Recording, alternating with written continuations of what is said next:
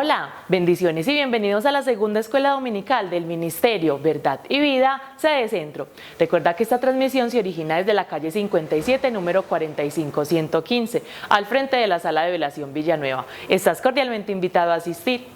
Hoy nos acompaña el pastor Carlos Álvarez Victoria con el mensaje titulado La Palabra de Dios eterna y poderosa, basado en el capítulo 23 del libro de Jeremías. Antes de comenzar, prepara tu mente y tu corazón para escuchar este mensaje. Busca un lugar tranquilo donde puedas escuchar sin distracciones y toma nota de los puntos claves de este mensaje. Acompáñame en oración. Rey de la Gloria, el día de hoy venimos a darte a ti gracias por un día más de vida. Permite, Espíritu Santo, estar conectados contigo, que tengamos la necesidad de buscarte de día, de tarde, de noche, que no cese nuestro deseo de escuchar a nuestro amado Padre, de conocerlo. Amén. Bendiciones y bienvenidos. Seguimos con Génesis capítulo 4. Vamos a tener la lectura del texto completo. Génesis capítulo 4, leemos todo el texto. Dice: conoció Adán a su mujer Eva, la cual concibió y dio a luz a Caín, y dijo: por voluntad de Jehová he adquirido varón. Después dio a luz a su hermano Abel, y Abel fue pastor de ovejas, y Caín fue labrador de la tierra. Y aconteció, andando el tiempo, que Caín trajo del fruto de la tierra una ofrenda a Jehová.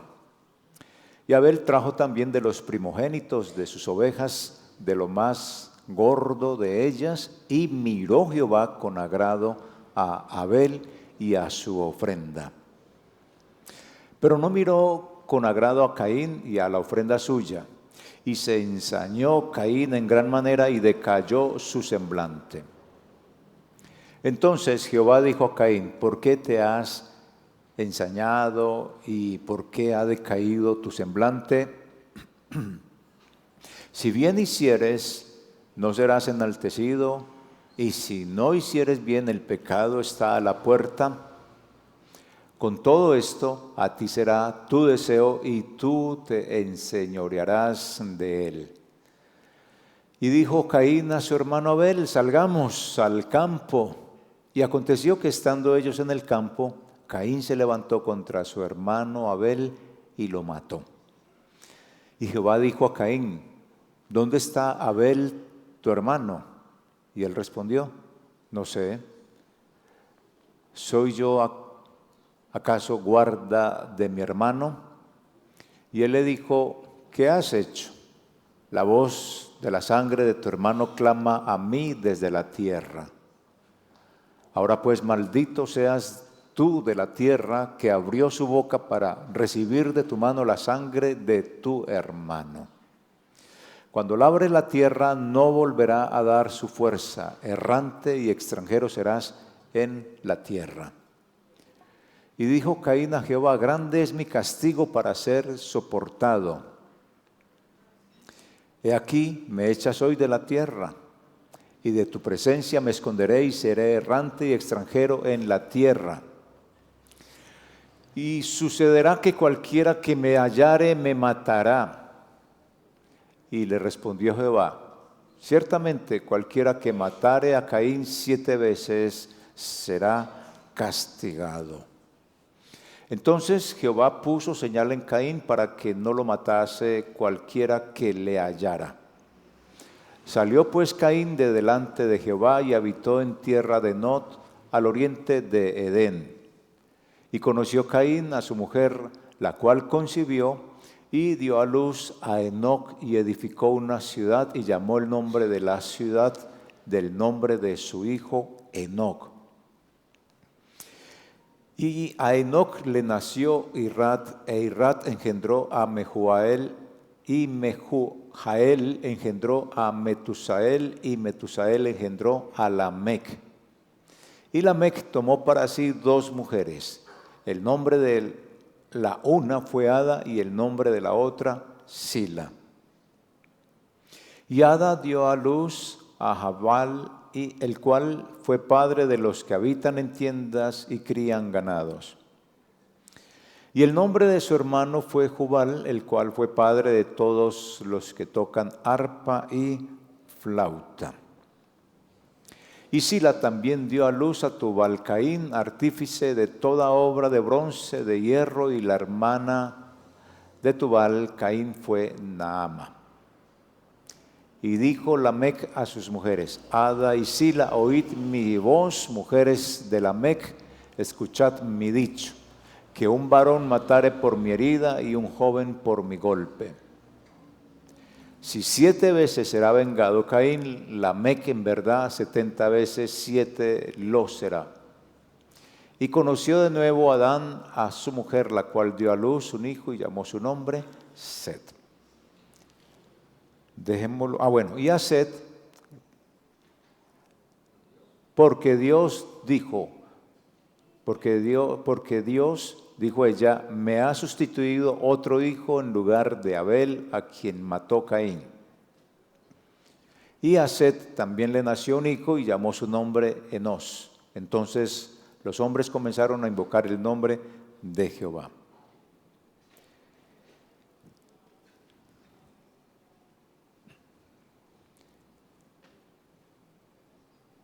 ¿Qué hice para concentrarnos en algo específico que le sucedió a Caín? ¿Qué hice? Ya hemos leído qué fue lo que hizo. Recordemos que tenemos a una pareja llamada Adán y Eva y que se las actualizo con nombres muy cotidianos como han sido Marisol y Esteban. Ahora entonces imaginémonos a esta familia como cualquiera en nuestra ciudad, Marisol y Esteban, un matrimonio trabajador, y tienen 2 hijos, uno que se llama Cristian y otro que se llama Andrés. Y Cristian es fuerte, es decidido, trabaja con la tierra. Andrés es sensible, es un poco más espiritual, siempre buscando agradar a Dios. Y un día ambos presentan su ofrenda a Dios. Andrés da lo mejor de sí, Cristian solo entrega lo que tiene en la mano. Dios recibe con agrado la ofrenda de Andrés, pero no la de Cristian. Y allí comienza la envidia, la furia, la rivalidad. Esta historia tan antigua se vuelve actual, no ha cambiado. Los conflictos entre hermanos, los celos, la incapacidad de dominar el pecado, siguen hoy en nuestras casas, sigue hoy en nuestra sociedad y hasta en nuestra iglesia, quien lo creyera. Entonces, vamos a mirar por qué me enojo sin razón. ¿Por qué me enojo sin razón?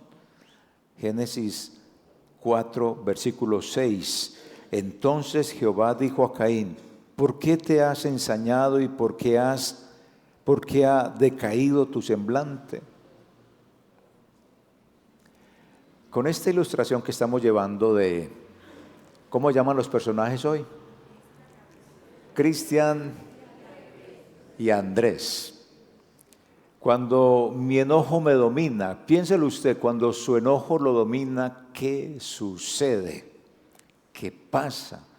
Cuando a mí me domina el enojo, después tengo que arrepentirme, generalmente. No sé ustedes, ¿les pasa eso o no?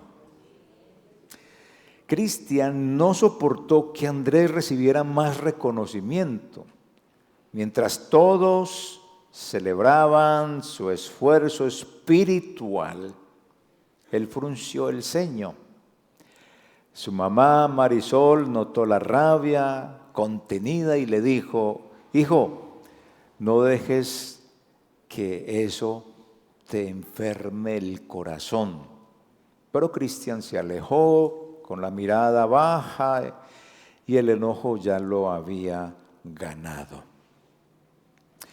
Este texto que tomamos hoy es una interpelación de Dios, es una pregunta de Dios y se la hace a Caín. ¿Por qué te has enojado, Caín? ¿Y por qué se ha decaído tu semblante? Esta doble pregunta de Dios es un diagnóstico espiritual. Y quizá es la misma pregunta que Él nos haga a nosotros. Y es una pregunta que no está buscando información. No, pues Dios sabe. Dios no pregunta porque ignore, sino porque quiere, en este pasaje, quiere que Caín mire dentro de sí. Y quizás también Él quiere que miremos dentro de nosotros mismos frente a estas situaciones. Ese porqué de Dios que se da expresa lo absurdo del pecado de ese Caín y puede también expresar lo absurdo de nuestro pecado. Está diciendo, mire, no hay ninguna causa justa para que usted se enoje. ¿Por qué está enojado Caín? ¿Por qué está enojado Javier? ¿Por qué está enojado Cristian? ¿Por qué está enojado Luz? ¿Por qué están enojados? Más bien hay como una rebelión contra Dios. Así que, como Dios preguntó a Adán, ¿dónde estás? En el capítulo 3 le dijo, Adán, ¿usted dónde está? Ya ellos se habían escondido, sentían vergüenza. Entonces Dios dice, hey, ¿dónde están? ¿Dónde estás, Adán? Entonces, la misma pregunta se la hace a Caín para confrontar lo que es el origen de su enojo. Venga, ¿usted dónde está? ¿Qué pasa? Caín no está molesto por lo que hizo Abel. La verdad no es tanto eso, sino porque Dios no aprobó la manera de acercarse a Él, no le agradó. Señor, es que ¿por qué no te agradó lo que yo hice para ti? Y esa es la raíz del problema, y es la raíz de muchos de nuestros enojos. No aceptamos que Dios no apruebe nuestra forma de actuar o de ofrecerle algo. Y ahí es donde entonces, ¿y por qué, Señor? Y comienzan los interrogantes. En vez de interrogarnos, nosotros lo interrogamos. Pero esa pregunta está ahí latente. Ahí sigue esa pregunta de parte de Dios. ¿Por qué estás enojado? Piénselo usted por qué está enojado o triste o en desacuerdo con Dios. ¿Por qué? Piénselo. ¿Por qué está usted en desacuerdo, enojado o triste con Dios? Reconozco que muchas veces me enojo sin razón y me cuesta admitirlo delante de Dios. Veamos algunos ejemplos muy prácticos. Cuando Dios no cumple mi plan. Oré, y piénselo usted también así, oré por un ascenso, trabajé pero mucho y duro, y el ascenso se lo dieron a otro. Me enojé con Dios, como si Él tuviera que firmar mis planes. ¿Trata usted de confrontarse con esto, por favor? A veces me irrita que Dios no haga lo que quiero, olvidando que su propósito es formar mi carácter y no cumplir mis caprichos. ¿No lo ha llegado a pensar usted de pronto así a veces? Que es que Dios quizá no me da algo porque es que está formando mi carácter y no está complaciendo mis caprichos. Otra historia que podemos mirar acá, cuando Dios guarda silencio, y creo que lo hemos vivido todos. Le pedí un milagro a Dios y no llegó. Y yo sentí que me ignoraba. Pero ahí es donde debo entender que mi silencio, que su silencio no significa ausencia. Entonces, ¿qué puedo tener yo en mi vida como aplicación? Me enojo con Dios cuando calla, sin entender que su silencio también me está enseñando a confiar.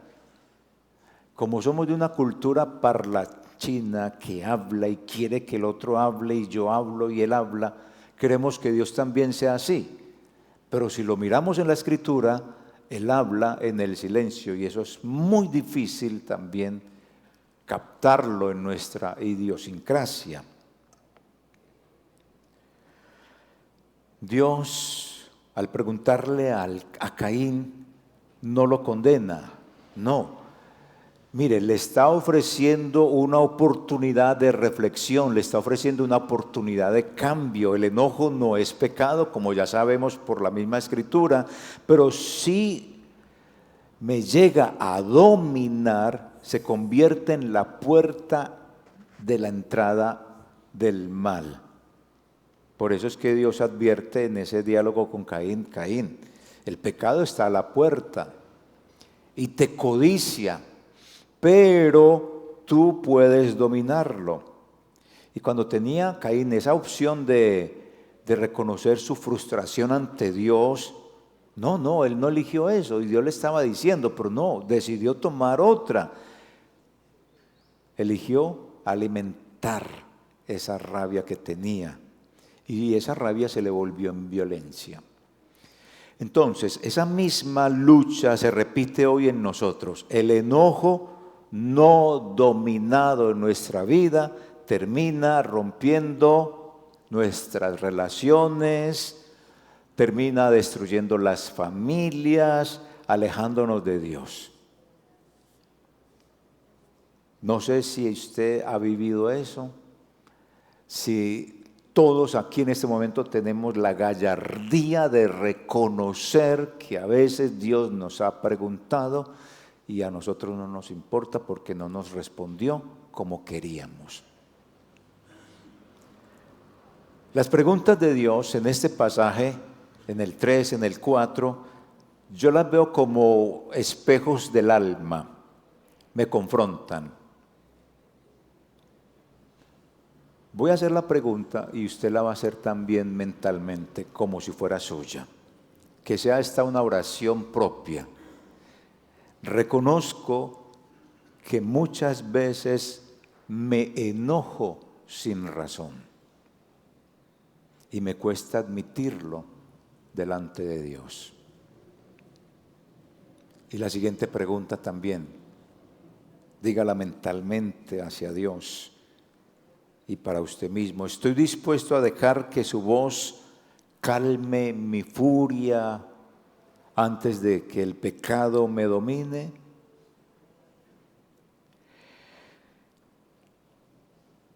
El versículo 7 también nos habla de algo interesante.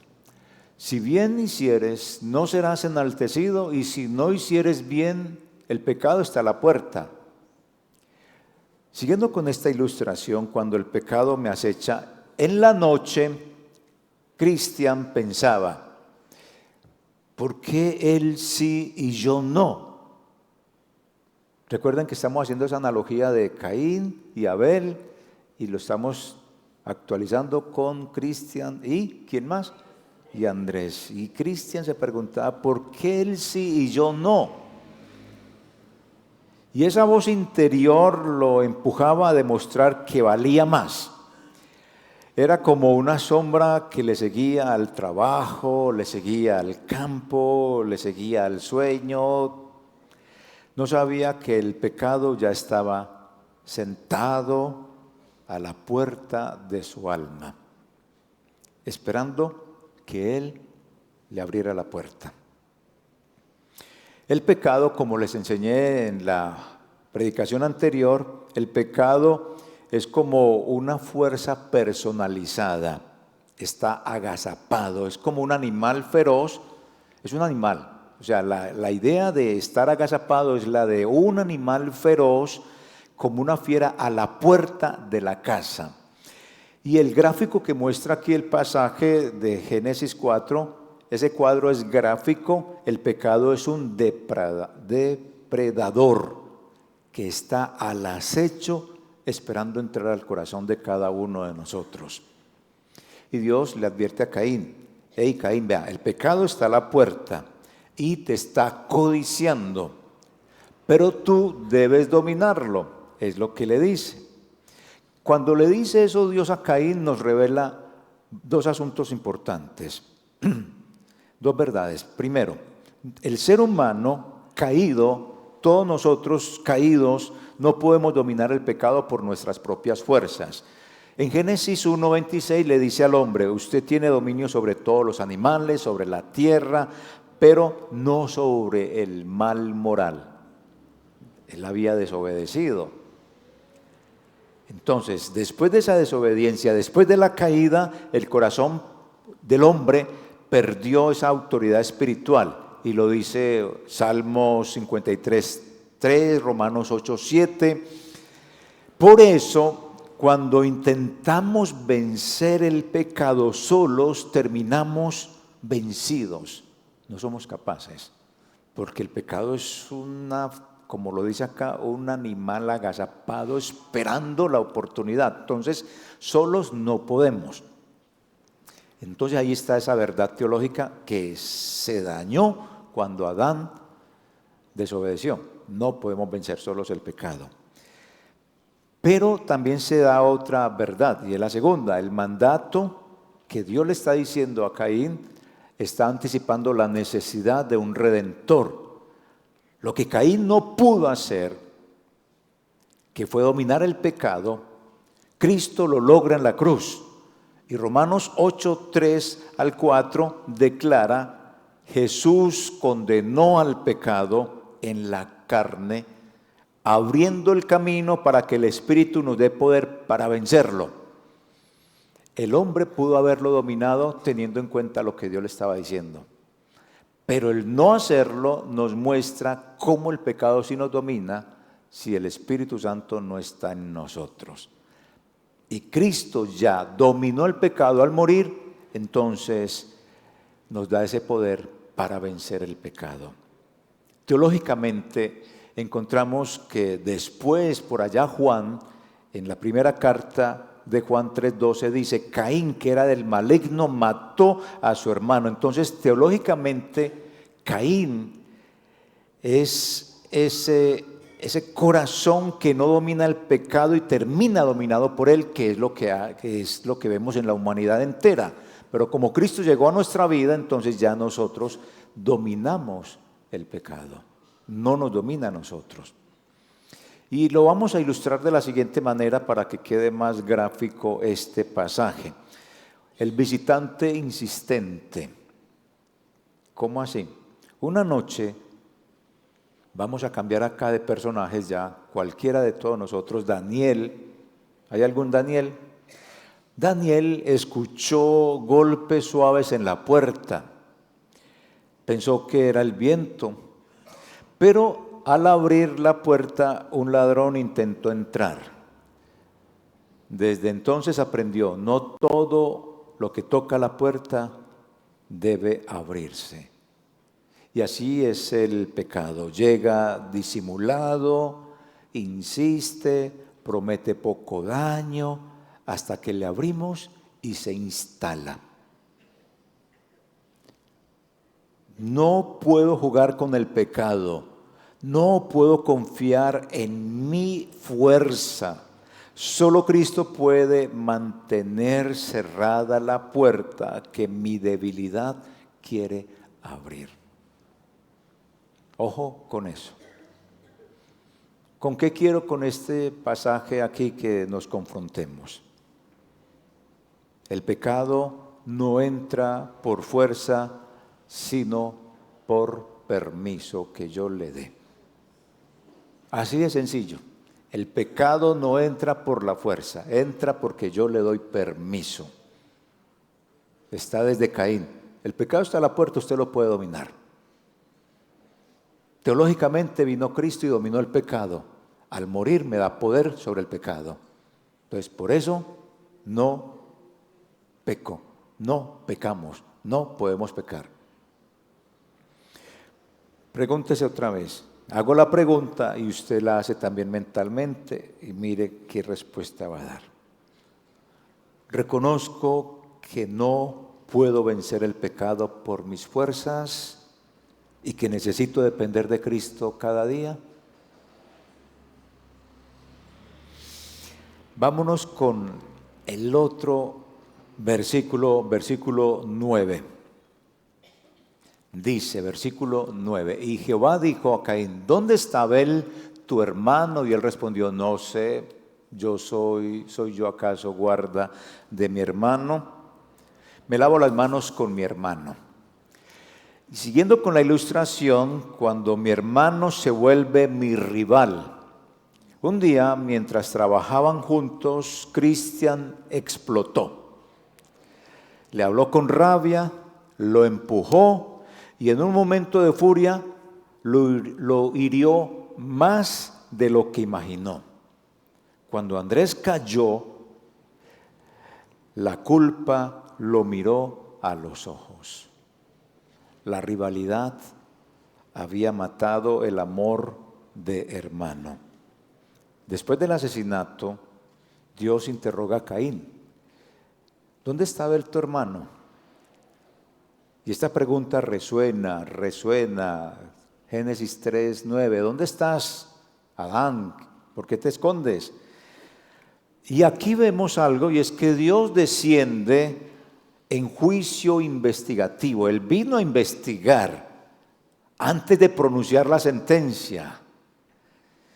Ante todo esto quiere que quede expuesta la verdad. Y este patrón de que Él viene antes de castigar, Él interroga, Él pregunta, Él investiga, es un patrón bíblico. Génesis 3 del 11 al 13, Adán y Eva, ¿ustedes qué pasó con ustedes? En Génesis 11:5, cuando en la torre de Babel, y descendió Jehová para ver lo que estaba sucediendo en esa torre. Y en Génesis 18:21 con Sodoma, dice, descenderé y veré a ver qué es lo que está pasando. Entonces mire que Él antes de entrar con un juicio, Él investiga, Él hace las preguntas y creo que nos las has hecho a nosotros y en las predicaciones nos las hace, pero uno hace el oído sordo.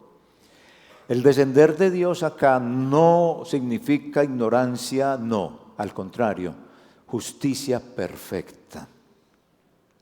Por eso también cuidémonos de nosotros estar armando chismes o de estar suponiendo y dándolas como afirmativas o negativas sin hacer la investigación. Si queremos seguir a Jesús, hagamos la investigación completa.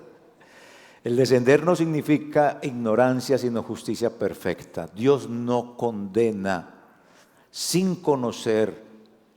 Él examina antes de juzgar. ¿Y cómo nosotros nos atrevemos a examinar y juzgar antes de? Ahora, tomamos un puesto que le corresponde a Dios cuando juzgamos para condenar. Pero cuando juzgamos con el sentido cabal, en justicia, en equidad, para corregir es correcto. Que quede clara esa parte. A diferencia de los dioses antiguos que bajaban por sus templos como en la torre de Babel, que bajaban, para eso tenían las escalas, porque ellos creían que los dioses bajaban para ser adorados. Aquí el Dios de la Biblia sí desciende para confrontar el pecado humano y restaurar la verdad. Por eso vino Cristo, para confrontar el pecado humano y restaurar la verdad y la comunión con el Padre. Y la respuesta de Caín, ¿soy yo acaso guardián de mi hermano? Eso suena a sarcasmo, lo acababa de matar. No es solo una excusa, hermanos, es una renuncia a la fraternidad lo que encontramos en este pasaje. Encontramos la indiferencia. Caín revela la raíz de su egoísmo humano.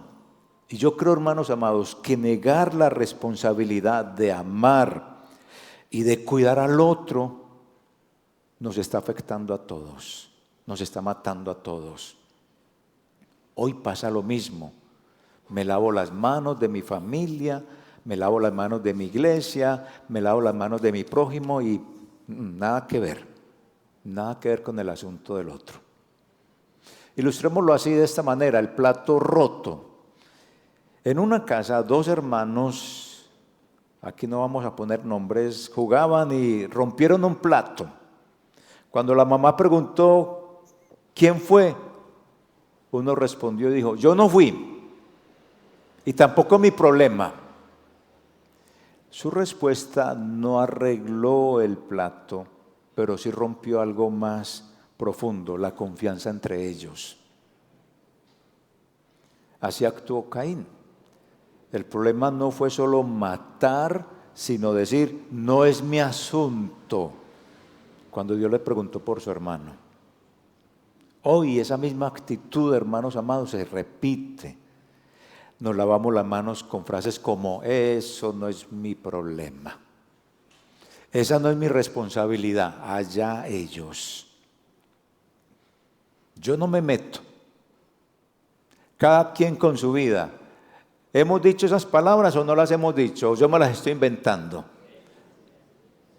Pero cuando dejo de cuidar al otro, dejo de parecerme a Dios. Ya no me parezco a Dios. Dios en este pasaje cuida. Dios en este pasaje busca. Dios en este pasaje pregunta. Esa pregunta, ¿dónde está Abel tu hermano? Conecta con Génesis 11:5, cuando Dios descendió para ver la ciudad de Babel. Y en ambos casos, en este pasaje y en el de Babel, Dios investiga antes de juzgar. Ojo pues, mostrando que su justicia es perfecta, verdadera, no es apresurada.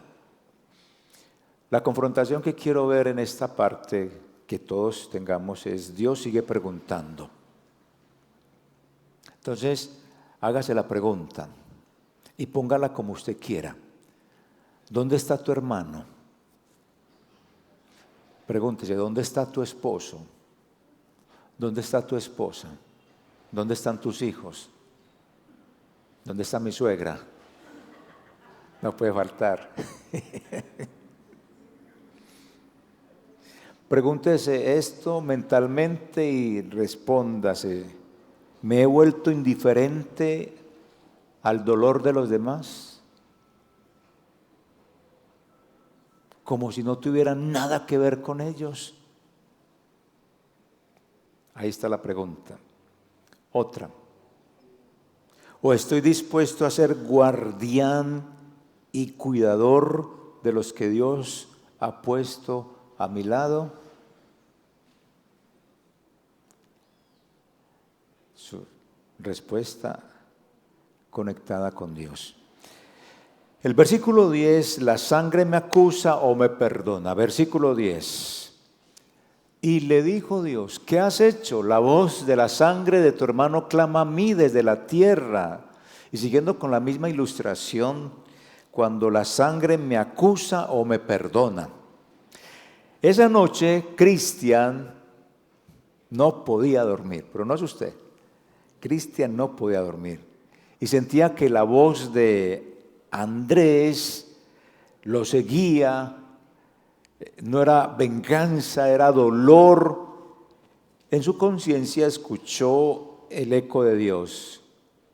¿Dónde está tu hermano? Pero luego recordó algo que su madre le había dicho de niño. La sangre de Jesús perdona lo que la culpa grita. Y esa fue su primera oración en meses. Mire que esta historia termina bien, pues por lo menos va aquí bien. Cristian recordó lo que la mamá le había enseñado. La sangre de Cristo perdona pecados. Dios no pregunta por ignorancia, sino por exponer la gravedad del pecado. La voz de la sangre de tu hermano clama a mí desde la tierra, le dijo Dios a Abel, a Caín. Y esa palabra clamar expresa lo que es el grito del oprimido que exige justicia.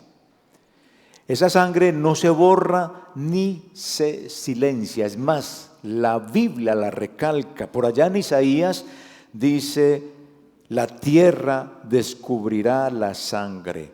Mateo dice, presentando la sangre de Abel como símbolo de los justos asesinados. Y Apocalipsis presenta o muestra las almas de los decapitados clamando desde el altar. ¿Hasta cuándo? Es decir, la sangre siempre va a clamar. Y sin embargo, aquí hay una cosa muy bonita. Esta teología que nos muestra este pasaje revela un contraste glorioso. ¿Por qué? Porque la sangre de Abel clama por venganza, pero la sangre de Cristo clama perdón. Y ahí es donde nosotros estamos. Hebreos 12:24 lo dice: Jesús, el mediador del nuevo pacto, y la sangre rociada que habla mejor que la de Abel. Así que la justicia de Dios, hermano amado, no se anula, se cumple plenamente en Cristo. Esa sangre de Cristo no pide condena, pide reconciliación y gracia. ¿Qué tal que la sangre de Cristo hubiera pedido por nosotros condena? ¿Estaríamos aquí, hermanos amados? Pero la sangre de Cristo lo que pide es reconciliación. ¿Cuánta gente que aquí puede estar sentada ha derramado sangre? Yo me pongo a pensar, ¿cuántos de los que vienen a la iglesia no han sido asesinos? No han sido violadores o no han sido violados, no han sido extorsionistas, jefes de clanes, jefes de las bandas, jefe que lleva un prontuario en su listado de asesinatos, y aquí están. Pero la sangre de Cristo clama reconciliación.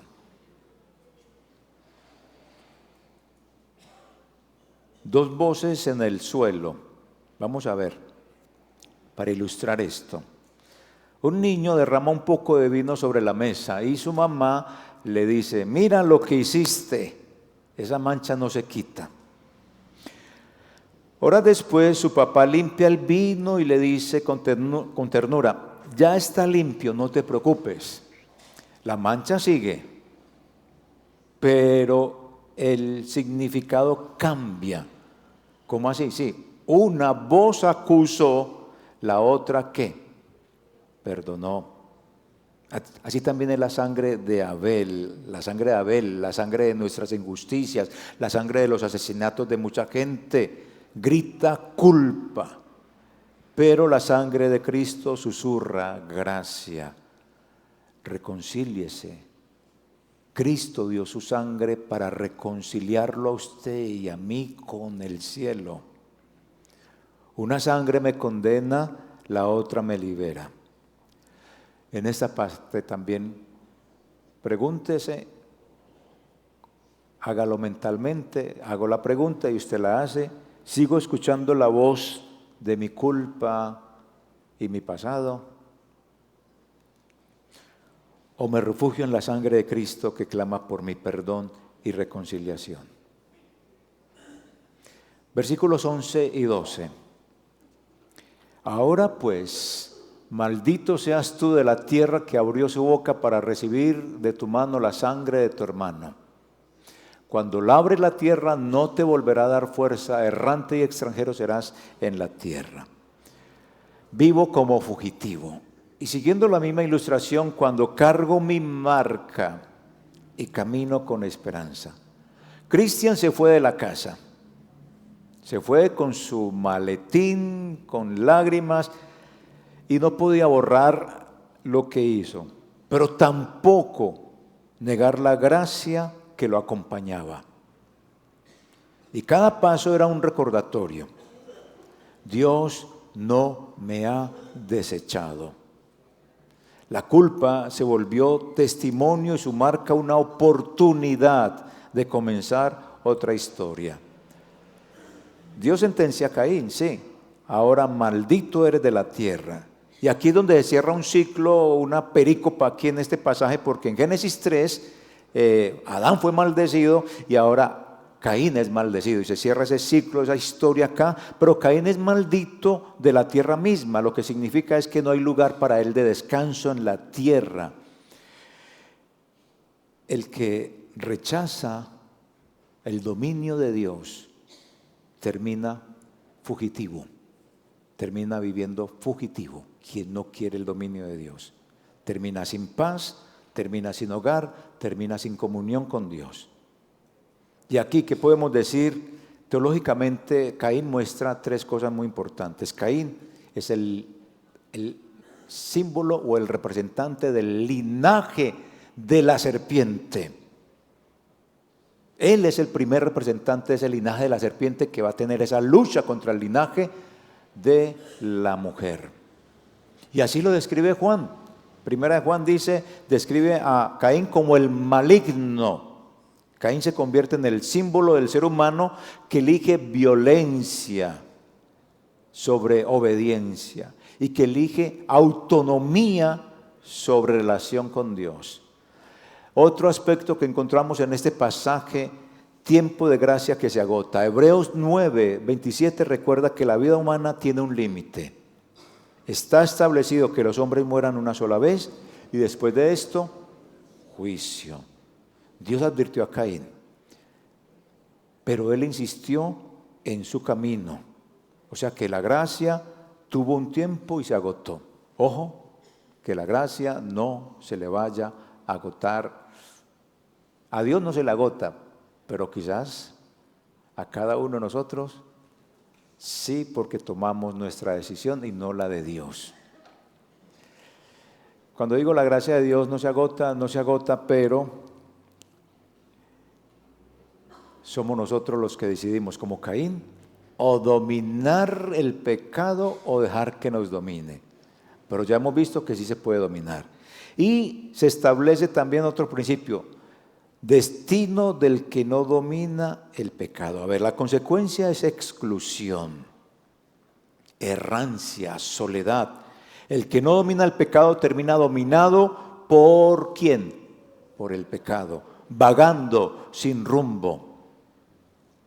Veamos esta ilustración, sin rumbo. Un joven discutió con su familia y se fue de casa sin decir a dónde iba. Pasaron los días y aunque tenía dinero, sentía que ningún lugar era su hogar.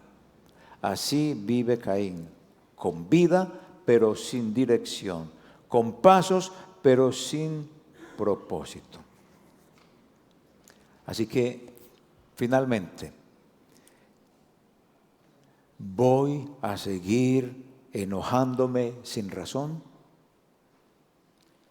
¿Luchando solo contra el pecado cuando ya tengo al Espíritu de Dios? ¿Evadiendo a mi hermano, evadiendo responsabilidades que Dios me ha dado con mi familia, con mi gente, con mi iglesia, con cada uno? ¿Ustedes en su responsabilidad van a seguir evadiendo la responsabilidad que Dios les dio? ¿Van a dejar de parecerse al Señor? ¿Voy a seguir cargando la culpa y viviendo errante? ¿O hoy decido refugiarme en Cristo, en esa sangre que clama reconciliación? Porque me perdona, porque me cambia y me da una nueva dirección. Incline su cabeza y vamos a orar con estas preguntas. ¿Por qué me enojo sin razón con Dios? Estoy dispuesto a reconocer que mi enojo, mi tristeza, mi silencio ante Dios revela lo que realmente hay en mi corazón. O sea, estoy dispuesto a reconocer que mi enojo revela eso, lo que hay en mi corazón, que no estoy de acuerdo con usted, con Dios.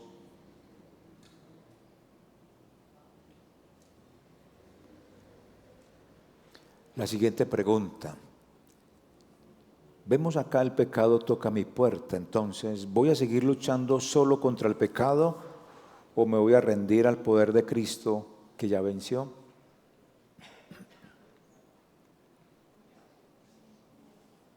Me lavo las manos con mi hermano. ¿Estoy evadiendo mi responsabilidad de cuidar a mi hermano, a los que Dios me dio? ¿O voy a asumirlo con amor? Papás que abandonan sus hijos, esposos que abandonan a su pareja,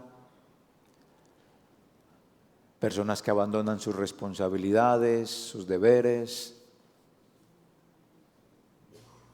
eso no me toca, allá ellos. ¿Vamos a seguir así en esta actitud? ¿La sangre me acusa o me perdona? ¿Quiero seguir escuchando la voz de mi culpa o voy a crecer en la sangre de Cristo que me perdona?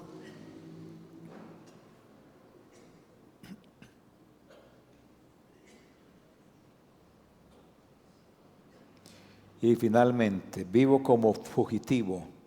¿Voy a seguir errante como Caín o voy a refugiarme en Cristo para tener verdadera paz y dirección? Mi Dios y Señor, hoy pido, Padre, que tu palabra, no solo expuesta, sino también practicada, nos muestre del linaje que somos. Nos muestre, Señor, que escuchamos tu voz, porque tus preguntas, como las que están acá, y lo que nos expones en cada palabra cuando la escuchamos o cuando la leemos, es para nuestro bienestar. Es tu voz de reconciliación. Ayúdame y ayúdanos. En el nombre de Cristo Jesús. Amén. Dios los bendiga, hermanos.